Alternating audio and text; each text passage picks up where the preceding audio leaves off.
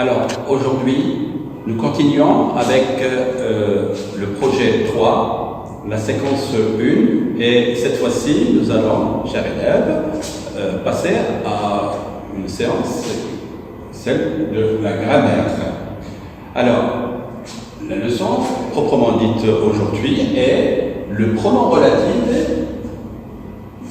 Il a pour objectif, tout simplement, au terme de la séance, l'apprenant serait capable d'éviter la répétition en utilisant le pronom relatif qui.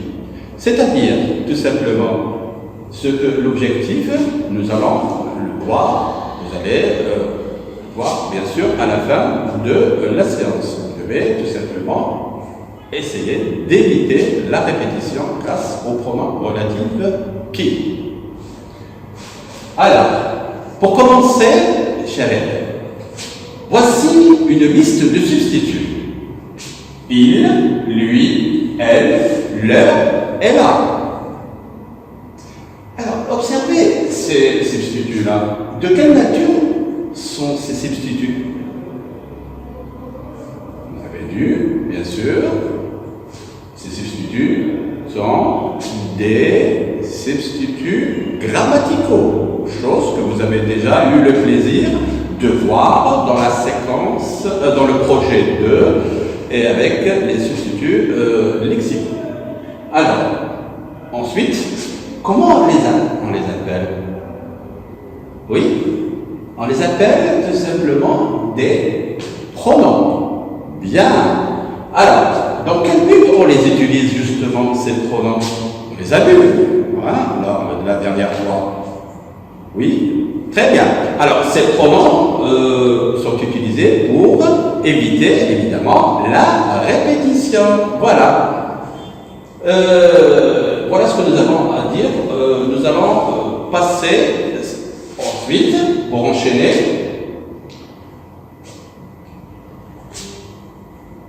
on nous demande tout simplement d'observer l'énoncé suivant. Alors, nous allons le lire ensemble. Il était une fois une vieille bergère. Cette bergère gardait ses chèvres près d'un caroubier. Voilà. Alors, de qui parle-t-on dans ces phrases? Ah oui, très bien. On parle de la bergère. Voilà. Alors, comment était-elle justement, cette bergère? Elle était, oui, vieille, très bien. Alors, justement, que faisait-elle?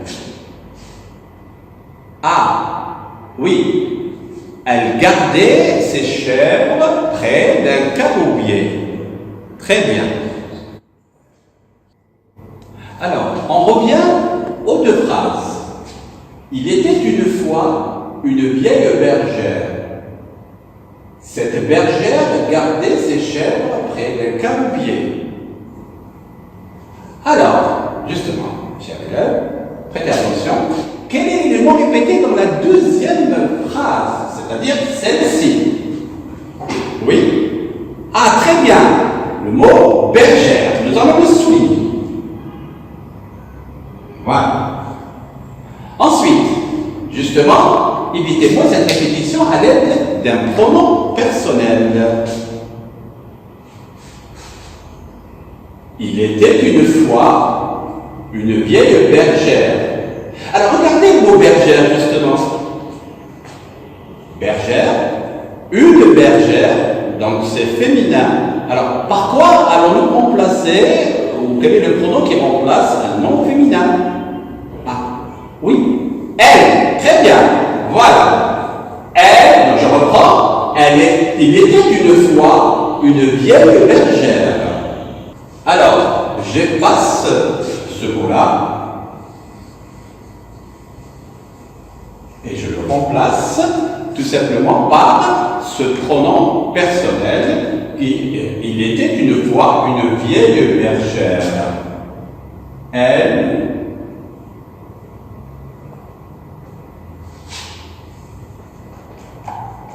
gardait ses chèvres près d'un caroubier. Voilà. Alors, justement, nous allons relier maintenant les deux phrases en évitant la répétition. Donc, voilà, nous allons éviter, relier, attacher tout simplement ces deux phrases pour éviter la répétition. Alors, nous allons reprendre et nous allons mentionner le pronom personnel ici. Et je vais effacer pour revenir ensuite.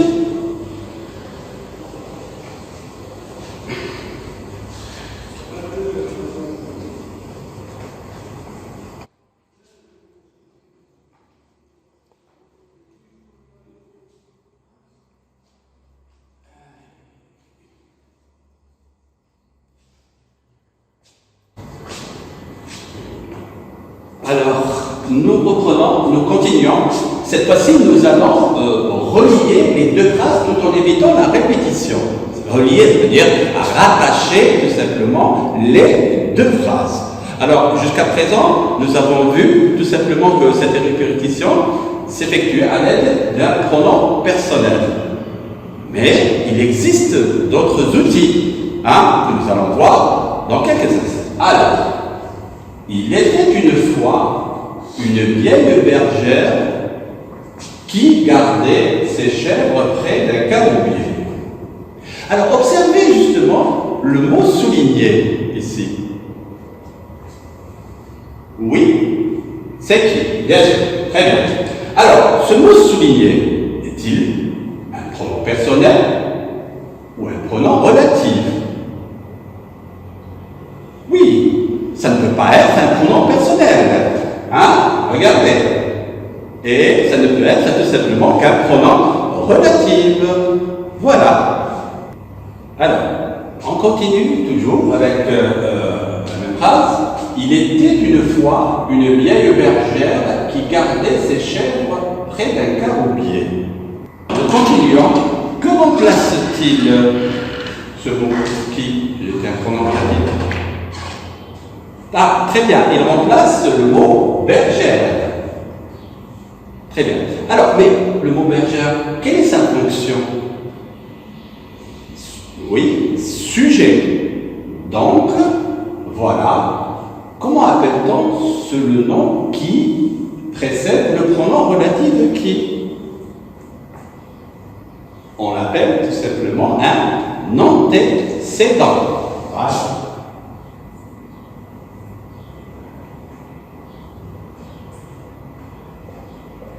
Alors, dans le mot antécédent, il y a le préfixe anté qui veut dire venir se placer avant le pronom. Donc, il vient se placer avant le pronom, tout simplement.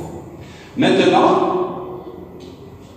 il était une fois une vieille bergère qui gardait ses chèvres près d'un caroubier.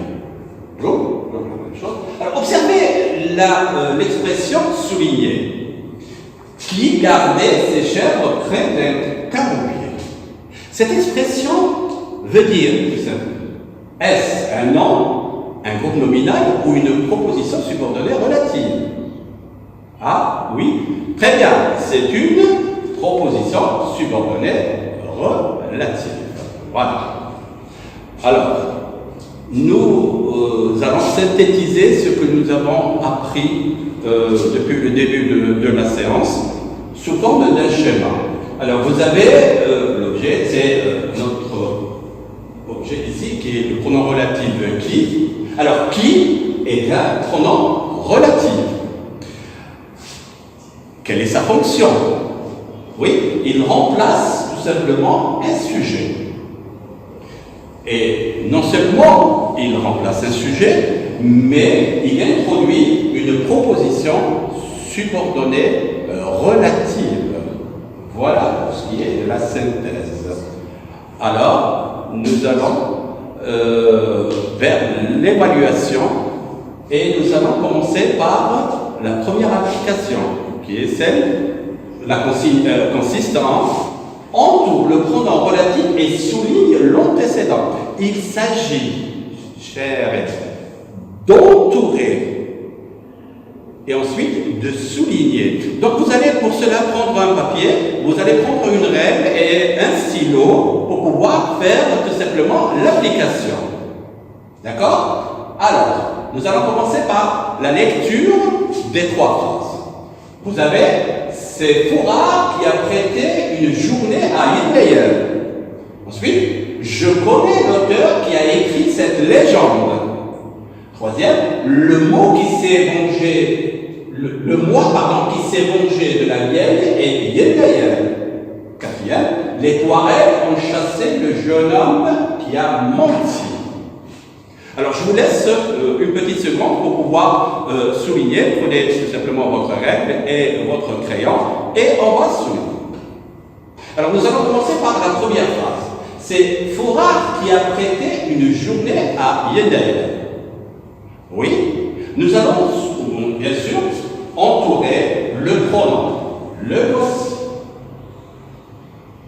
Ensuite, on nous demande de souligner l'antécédent. On rappelle tout simplement que l'antécédent, c'est le mot qui vient se placer avant, tout simplement, le pronom relatif qui. Alors, le voici. Nous passons maintenant à la deuxième phrase. Je connais l'auteur qui a écrit cette légende. Nous allons faire le même travail. C'est-à-dire, je tourne et je souligne le mot, l'antécédent. Voilà. Troisième phrase, le mois qui s'est vengé de la vieille est Hindley. Toujours le qui est, bien sûr, l'antécédent. Les Touaregs ont chassé le jeune homme qui a menti. Voici donc le pronom relatif et le jeune homme. Voilà pour ce qui est tout simplement de l'application. Nous allons passer, nous allons passer à la deuxième activité. Cette activité a pour consigne tout simplement d'encadrer la proposition subordonnée relative dans chaque phrase. Donc il s'agit maintenant d'encadrer. Donc nous allons commencer par la première phrase. Je lis, la vieille qui s'est moquée de Hindley a été punie. Alors, vous voyez? Très bien. Alors vous avez la subordonnée qui s'est moquée de Hindley. Voici donc la première subordonnée relative. Nous passons à la deuxième phrase. J'ai lu une légende berbère qui est très connue. Alors, oui? Ah, très bien. Voilà, nous avons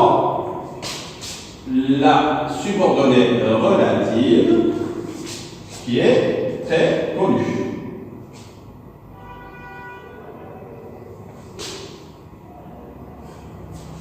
Dernière phrase, Badour était un jeune bédouin qui a trouvé une source. Oui. La relative, c'est la subordonnée relative est qui a trouvé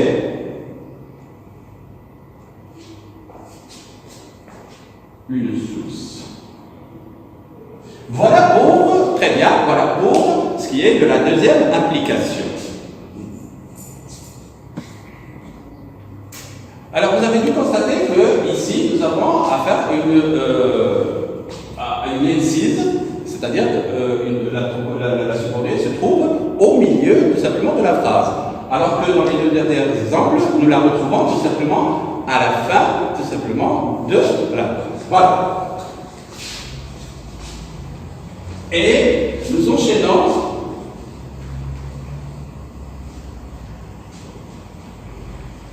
avec la troisième application. Nous enchaînons avec la troisième application. Et là, lorsqu'on lit tout simplement la consigne, nous remarquons tout simplement qu'on revient tout simplement à l'application de notre objectif, qui est celui d'éviter la répétition à l'aide d'un pronom relatif. Donc, ça va, on revient tout simplement à notre objectif. Alors, pour cela, nous avons trois paires de phrases. Première phrase, Icare était un petit garçon grec. Icare a essayé de voler grâce à des ailes. Alors nous allons essayer d'attacher. Alors avant d'attacher, petite précision, quel est le mot répété ici, tout simplement dans la deuxième phrase? Vous avez le mot Icare. Alors, justement, quelle est sa fonction? Oui, on avait dit tout à l'heure qu'il avait la fonction de sujet. Donc, il a la fonction de sujet. Alors, maintenant, s'il a la fonction de sujet, ça veut dire tout simplement que nous devons appliquer ou procéder par le pronom relatif qui. Alors, essayez tout simplement de me donner ou de me rattacher tout simplement ces deux phrases. Alors, on obtient, oui, très bien. Alors, on obtient, justement, Icare était un petit garçon grec qui a essayé de voler grâce à ses ailes. Et là, je peux effacer, barrer tout simplement le mot Icare et le remplacer par qui. Et on obtient Icare était un petit garçon grec qui a essayé de voler grâce à ses ailes.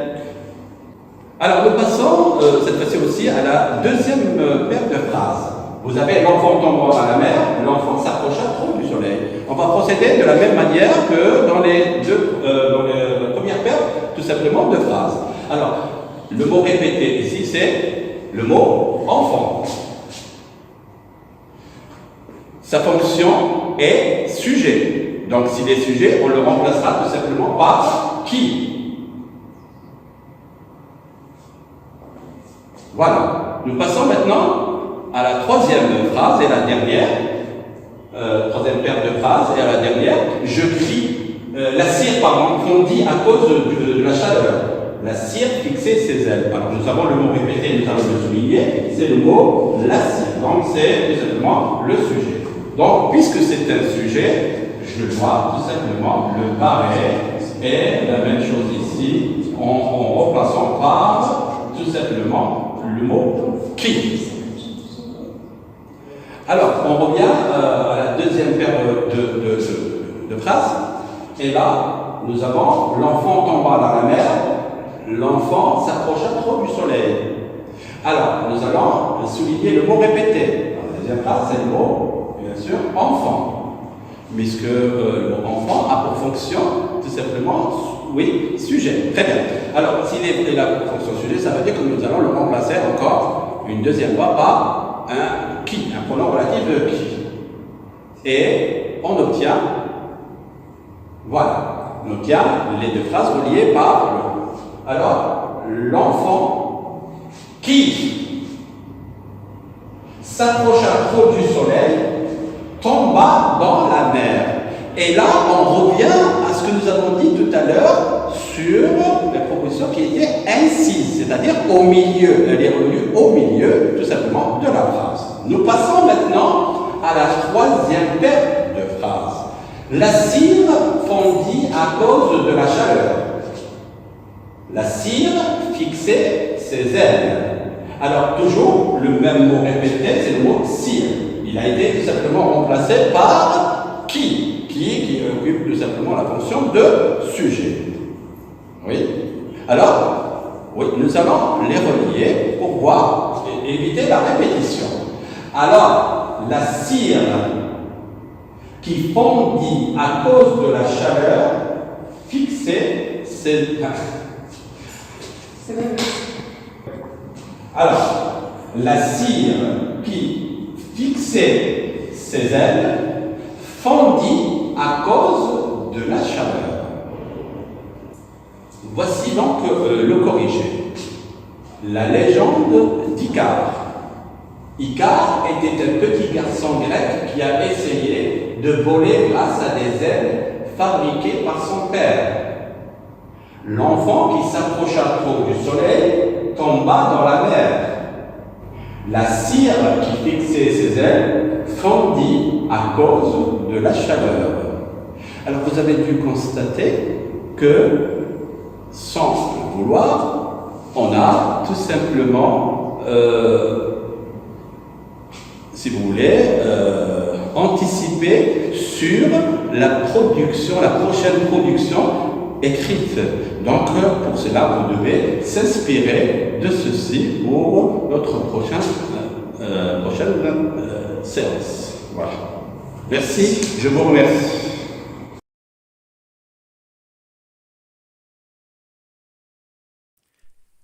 شكرا على المشاهدة.